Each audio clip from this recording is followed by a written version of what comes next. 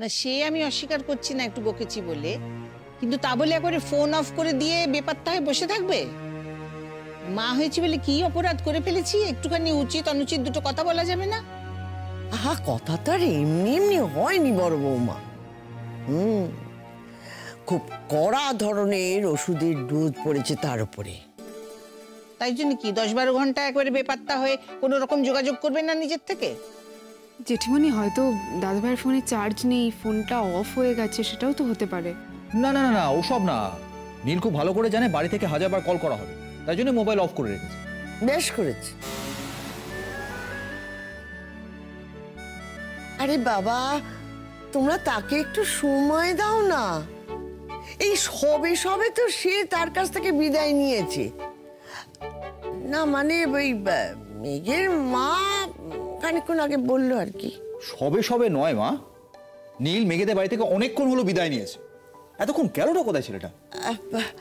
কেন রে, তোরা ওই সিনেমায় দেখিসনি বিরোহী হিরোরা কোথায় ঘুরে বেড়ায়?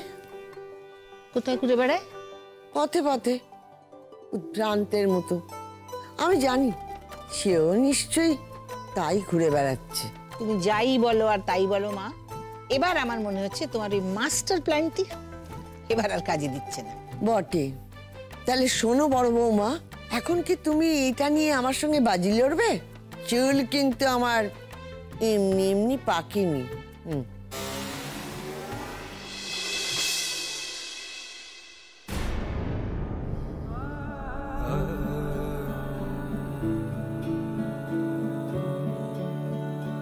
একটা অন্য মেয়ের সঙ্গে আমার বিয়ে হয়ে যাবে, আমি এরপর কোনোদিন তোমার সঙ্গে। তুমি আর আমি যে কোনোদিনও একসঙ্গে থাকবো না, আমরা তো এটাই ঠিক করেছিলাম। তোমাকে আমার একটা খবর দেওয়ার আছে। কি? I am getting married.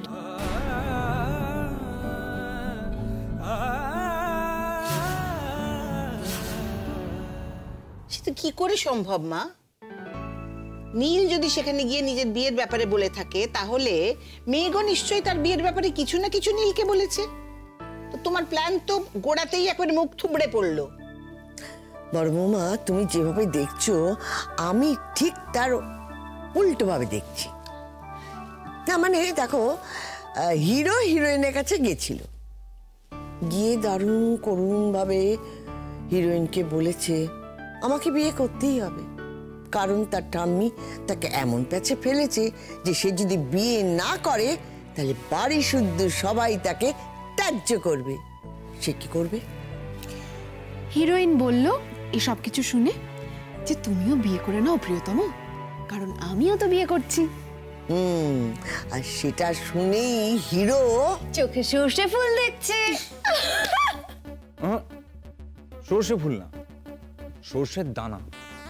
আর ঠাম্মির থিওরি অনুযায়ী এই সর্ষে দানার থেকে ফুটবে সর্ষে ফুল, আর সেই ফুল থেকে ফুটবে বিয়ের ফুল। এম আই রাইট ঠাম্মি? একদম ঠিক। ওরে, প্রেমে লোকে চোখে সর্ষে ফুল দেখে না রে, দেখে গোলাপ ফুল। কাকামণি, এখন তো প্রেম নয়, এখন বিরহ পর্ব চলছে। ওই যে কেটেছে একেলা বিরহের। কি শুরু করলি বলতো তোরা? ঠাকুরপো আর এই মা, তোমাকেও বলছি, আমি না জাস্ট অবাক হয়ে যাচ্ছি দেখে যে এখানে 3টে জেনারেশন বসে প্রেম বিরহের থিসিস লিখছে, আর ওদিকে আমার ছেলেটা বিরহের শোকে কি যে করে বসে জানি না বাপু। আমার কিন্তু ভয় লাগছে। জেঠিমণি, কি করি বলো তো?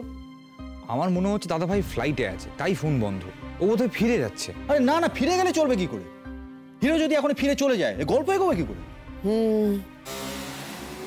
লোকে প্রেমে পড়ে পাখনা মেলে ওড়ে, বিরহে মাটিতে লুটিয়ে কাঁদে, কিন্তু এরকম এরোপ্লেনে চড়ে ওড়ে এটা আমি শুনি। দেখিসনি তোরা নায়িকার শেষ মুহূর্তে এয়ারপোর্টে গিয়ে নায়কের পথ আগলে দাঁড়ায়? আরে বাবা, এসব তো জীবন থেকেই নেওয়া। সব থেকে বড় কথা, এগুলো না ক্লাইম্যাক্সেই হয়, এখনো সে সময় আসেনি। আর বড় বৌমা, তোমার নীল কোথাও যায়নি, সে নিঘাত কোথাও চোখের জল ফেলছে, আর মনে মনে ভাবছে তার হিরোইন কখনো অন্য কোথাও বিয়ে করতে পারে না। তাকে ছেড়ে হিরোইন অন্য কাউকে কি করে বিয়ে করবে? অসম্ভব।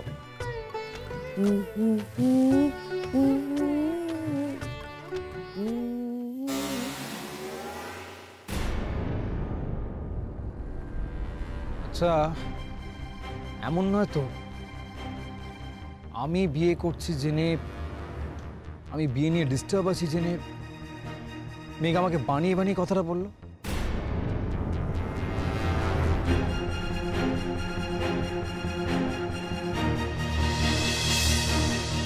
Who's that lucky chap? জানি না, মানে মানে জিজ্ঞেস করিনি। এটা কি করে সম্ভব হয়? একটা মানুষকে বিয়ে করছে মেঘ, ও জানি না সেটা কে? না, এটা হতে পারে না। ও জাস্ট কথার কথা বলে দিয়েছে আমাকে যে ও বিয়ে করছে, যাতে আমি নিজে অন্য কাউকে বিয়ে করতে দ্বিধাবোধ না করি, যাতে আমি পুরোপুরি এই সম্পর্ক, এই মায়া থেকে বেরিয়ে আসতে পারি। আমি মেঘকে চিনি, ও আমাকে কষ্ট দিতে চায় না বলে নিজের বিয়ের কথা বানিয়ে বলেছে। কিন্তু মেঘের বিয়ের ব্যাপারে সত্যি খবরটা তাহলে কে জানবে? আমি জানবে? ও জানলেও বলবে না যে মেঘ বিয়ে করছে। কেন মেঘ, কেন তুমি আজও আমার কাছে রহস্যময় রয়ে গেলে? কেন আজও তোমাকে পুরোপুরি বুঝে উঠতে পারলাম না আমি? কোথায় যাব আমি? কার কাছে গেলে সব সত্যিটা আমি জানতে পারবো? এত রাত্রি হয়ে গেছে, এখন বসে আছে, যাও শুতে যাও, ওঠো যাও। ও বৌদি, তুমি এরকম হাইপার হয়ে উঠছো কেন বলো তো? আচ্ছা, টেনশন কি আমাদের নেই? কিন্তু কি বলতো, নীলকে আপাতত একটু একটু স্পেস দেওয়া দরকার। ওকে এটা ফিল করতে দেওয়া দরকার যে আসলে নীল কি চায়। আর ফিল করা, যার 9 হয় না তার 90তেও হয় না, শুনেছো তো? আমার এবার খুব রাগ হচ্ছে। এরকম একটা দায়িত্ব জ্ঞানহীন ছেলের জন্য সকলে মিলে রাত জাগার কোনো মানে হয়? এই শোনো, শুতে যেত। আর দাঁড়াও না বড় বৌমা, আগে তাকে খবরাখবর নিয়ে ফিরতে দাও। তোমার মনে নেই, আজ সন্ধ্যের মধ্যে তাকে আমায় উত্তর দিতে হবে। সন্ধে অনেকক্ষণ শেষ হয়ে গেছে মা, এখন রাত হয়েছে। নাকি তোমার সন্ধে এখনো শেষ হয়নি? না, ঠামির মনে হয় ওই জবহি জাগো তभी সবেরার মতো, ওই জবহি জবাব মিলা তभी সন্ধ্যা, হ্যাঁ না ঠামি? বটেই তো। আচ্ছা, এখন কারোর সঙ্গে দেখা হলে কি বলবে? গুড ইভিনিং তো বলবে, তাই না?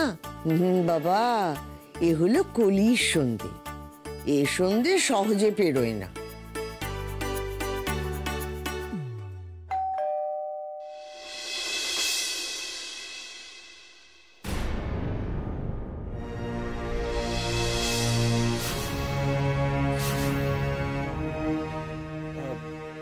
আপনি? হ্যাঁ, ভেতরে আসতে পারি? আসুন আসুন, ভেতরে আসুন, আসুন।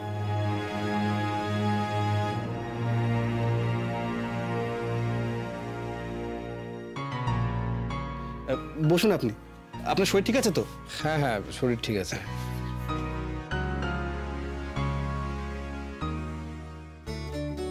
এই নিন। ও থ্যাংক ইউ। বসুন না।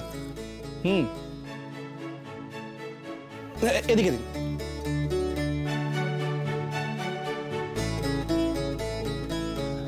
বলছি, এত রাত্রিবেলা হঠাৎ করে এভাবে চলে এলাম, ডিস্টার্ব করলাম তো?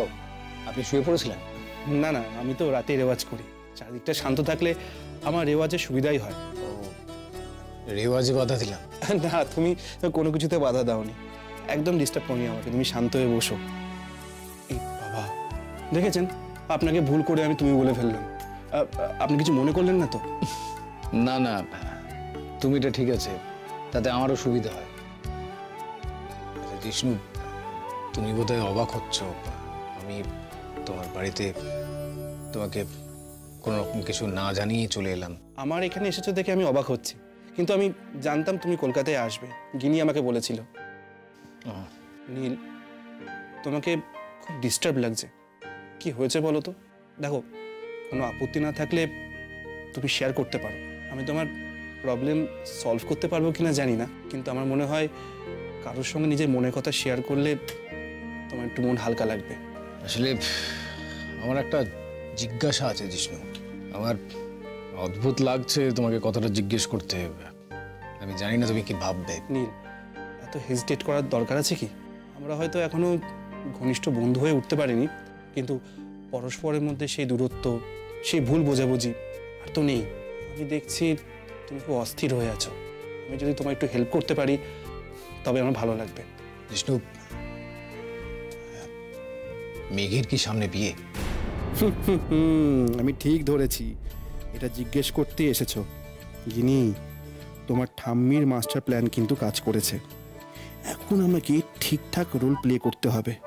উফ, পরীক্ষায় বসছি মনে হচ্ছে যেন।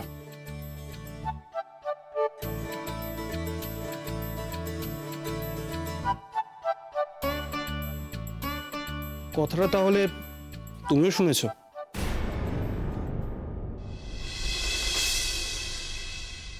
তার মানে কথাটা সত্যি?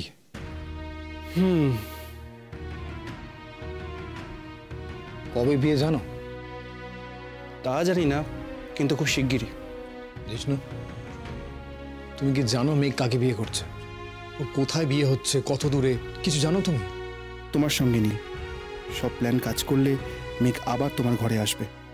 শুনতে খুব অদ্ভুত লাগলেও এটা সত্যি যে আমি কিছু জানি না। ইনফ্যাক্ট মেঘও নিজে কিছু জানে না। মানে মেঘ নিজে জানে না যে ও কাকে বিয়ে করছে? এটা কি করে পসিবল হচ্ছে? আসলে ও কাউকে চুজ করে বিয়ে করছে তেমনটা নয়, ওর মা বাবাই ঠিক করেছেন। আমার মনে হয় ওর জানার কোনো ইন্টারেস্টও নেই। এটা কি করে হতে পারে আজকের দিনে? হ্যাঁ, ওর বাবা মা একজনকে ঠিক করেছে ওর সঙ্গে বিয়ে দেবে, আর তাকেও না দেখে তার গলায় মালা পরিয়ে দেবে। তুমি তোর বন্ধু জিষ্ণু, হ্যাঁ তুমি তোর বন্ধু, তুমি ওকে আটকাচ্ছ না কেন? তুমি ওর মা বাবাকে বলছো না কেন যে এটা ঠিক না, এটা ঠিক হচ্ছে না? আরে বাবা, কাউকে ধরে বেঁধে এইভাবে বিয়ে দেওয়াটা ঠিক নয়। দেখো, মেয়ে একজন স্বাধীন স্বাবলম্বী মেয়ে, আমি তো বুঝতে পারছি না ও এটা মেনে নিচ্ছে কি করে। ওকে তো ধরে বেঁধে বিয়ে দেওয়া হচ্ছে না, ও নিজেই জানতে চায়নি ছেলেটাকে। আশ্চর্য কথা, একেবারে আশ্চর্য কথা।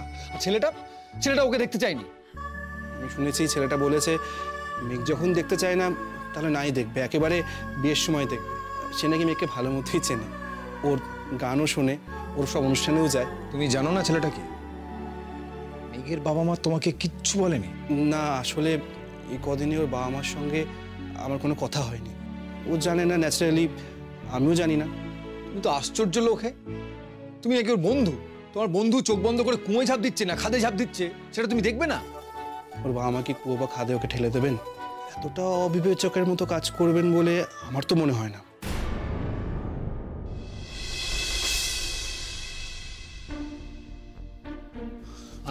আমি ঠিক এই কথাটা মেঘকে বললাম, বুঝলে। আগের বার তো ওর বাপি ওকে একটা কুয়োর মধ্যে, মানে আমার দিকে ঠেলে দিয়েছিল। তো এবারেও যে সেই ভুলটা উনি করবেন না, সেটা কে বলবে? আমার না ওর সঙ্গে কথা বলে মনে হয়েছে ওনা এই বিয়েটা নিয়ে বেশি কথা বলতে চায় না। ওদের আত্মীয়দের মধ্যে বোধ হয় যারা খুব ক্লোজ তাদেরই শুধু বলা হয়, খুব কম লোকজন আসবে।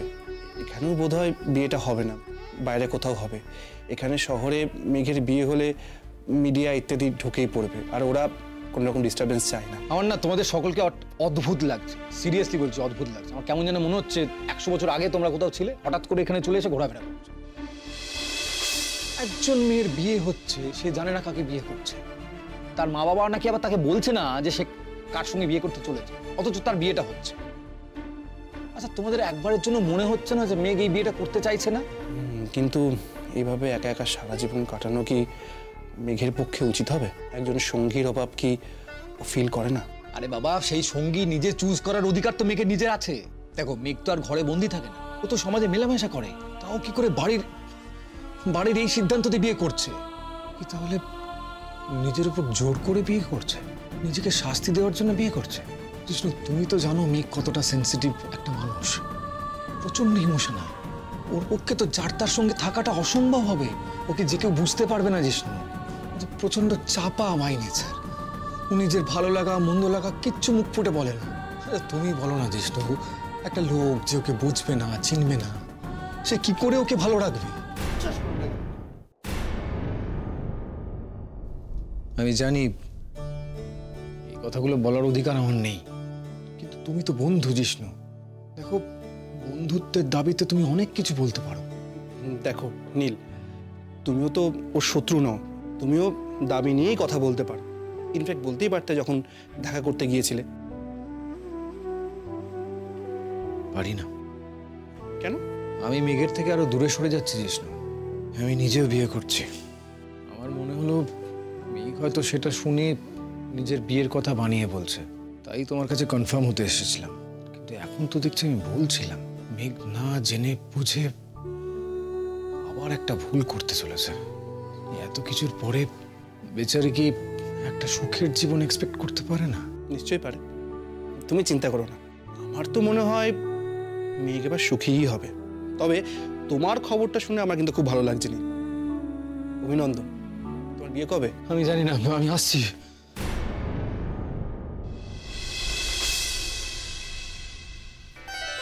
বাহ, ওষুধ তো ভালোই কাজ করেছে।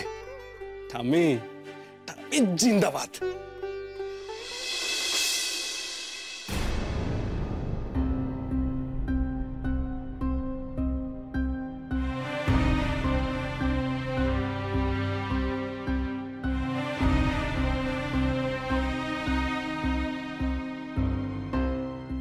মামা আর কতক্ষণ?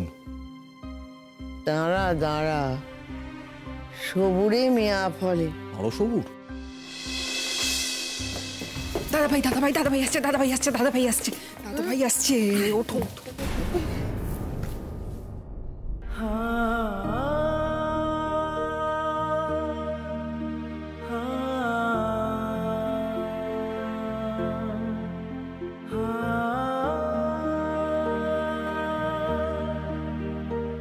ও বাই, হ্যাঁ বস।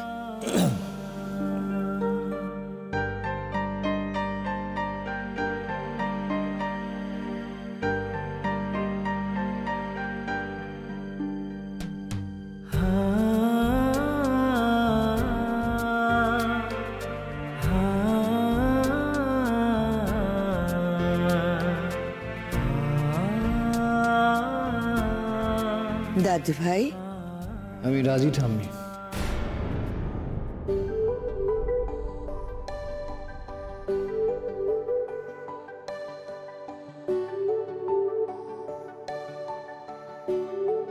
রাজি মানে? মানে মানে তুমি তুমি রাজি মানে? আমাদের তো বিশ্বাসই। কেন এত মানে মানে করছো কেন? তোমরা তো এটাই চেয়েছিলে, তোমরা সকলেই তো এটা চেয়েছিলে, ঠাম্মিও তো এটা চেয়েছিল। আমি বিয়ে করতে রাজি।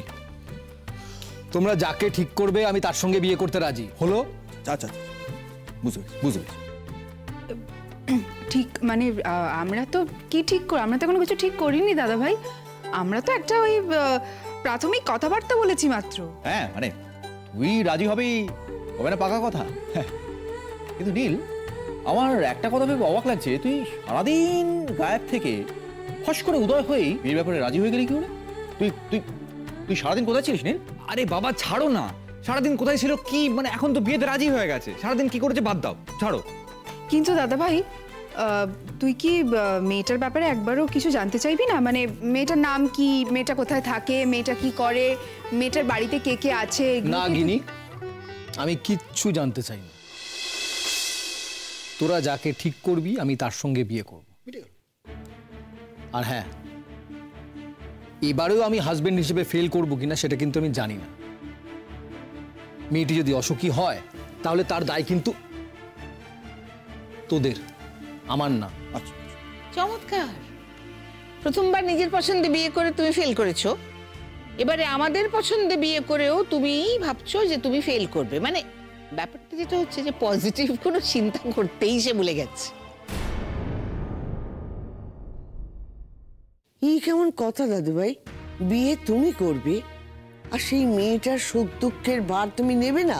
এই কেমন কথা? আমি তো যেচে কাউকে দুঃখ দিতে যাইনি ঠাম্মি। আমি তোমাদের কাউকেই হারাতে চাই না বলে বিয়েটা করছি, আর কোনো কারণ নেই। ও, তা তুমি কিরকম মনে করো যে তুমি এভাবে বিয়ে করলে আমরা খুব খুশি হব? এরকম দায় সারা একটা সম্পর্ক তৈরি করবে তুমি, তাও আবার সারা জীবনের জন্য। তাহলে আমি আর কি করতে পারি বলতে পারো? তোমাদেরকে খুশি করতে গেলে আমাকে আর কি কি করতে হবে? তোমাকে তোমার স্ত্রীর সঙ্গে সুখী হতে হবে। অদ্ভুত কথা বলছো ঠাম্মি। সুখী হওয়া না হওয়া কি কারোর ইচ্ছে অনিচ্ছের ওপর? না, তাকে নিয়ে তুমি সুখী হবে না এটা তুমি কি করে জানলে দাদা ভাই? ঠাম্মি, আমি সুখী হওয়ার চেষ্টা করব, তাকেও সুখী রাখার চেষ্টা করব।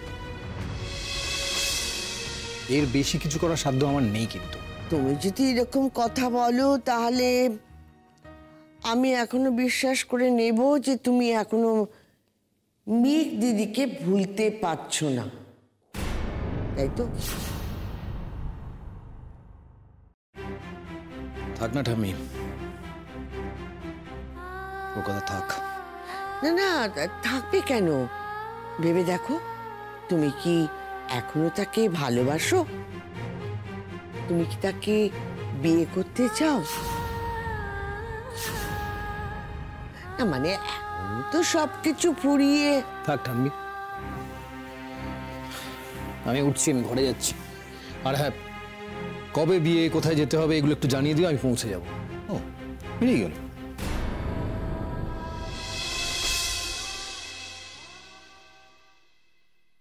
গিনি, গিনি, হ্যাঁ হ্যাঁ হ্যাঁ, বল দাদা ভাই, বল বল বল। তুই একবার আমার ঘরে কিছু কথা আছে।